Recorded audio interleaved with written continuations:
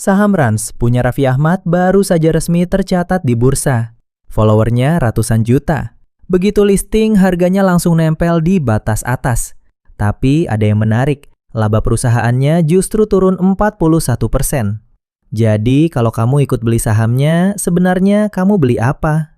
Halo, kenalin, aku Vin. Di sini tugasku sederhana, bantu kamu memahami konsep-konsep pasar modal yang kelihatannya rumit, jadi lebih gampang dicerna.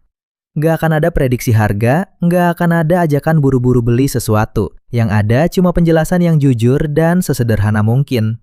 Nah, hari ini kita akan bahas satu topik yang lagi ramai. Yuk kita mulai. Mari kita sederhanakan konsep ini. IPO itu singkatan dari Initial Public Offering. Dalam bahasa sederhana, penawaran umum saham perdana. Bayangkan sebuah perusahaan tadinya hanya dimiliki oleh segelintir orang. Pendirinya, keluarganya, atau investor awal. Nah, lewat IPO, perusahaan itu membuka sebagian kepemilikannya untuk dibeli masyarakat umum lewat bursa saham. Begitu itu terjadi, statusnya berubah dari perusahaan tertutup menjadi perusahaan terbuka. Biasanya ditandai dengan tambahan TBK di belakang namanya. Simpelnya, kalau kamu beli sahamnya, kamu bukan cuma beli nama perusahaan. Kamu beli sebagian kecil kepemilikan atas bisnisnya. Sekarang kita lihat langsung contohnya, Rans Entertainment. Perusahaan ini resmi mencatatkan saham perdananya di Bursa Efek Indonesia pada 10 Juli 2026. Dari situ, mereka berhasil menghimpun dana sekitar 429 miliar rupiah. Tapi yang menarik, porsi saham yang benar-benar dijual ke publik itu hanya sekitar 20% dari total saham perusahaan. Sisanya, sekitar 63% tetap dipegang Raffi Ahmad sebagai pengendali utama.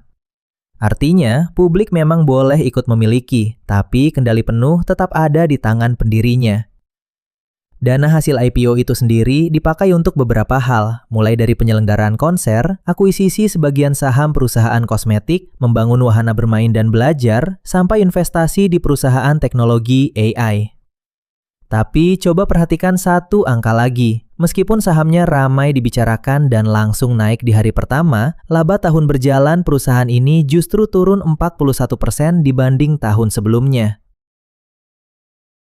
Nah, ini bagian pentingnya. Followers besar, popularitas tinggi, dan histori yang ramai dibicarakan di media sosial, itu semua bisa jadi modal pemasaran yang kuat, tapi itu bukan jaminan kesehatan bisnis. Ada satu istilah yang perlu kamu kenal, key person risk. Artinya, risiko ketika bisnis terlalu bergantung pada satu sosok tertentu. Kalau sosok itu, katakanlah figur publiknya berhenti aktif atau popularitasnya turun, bisnis ikut terdampak.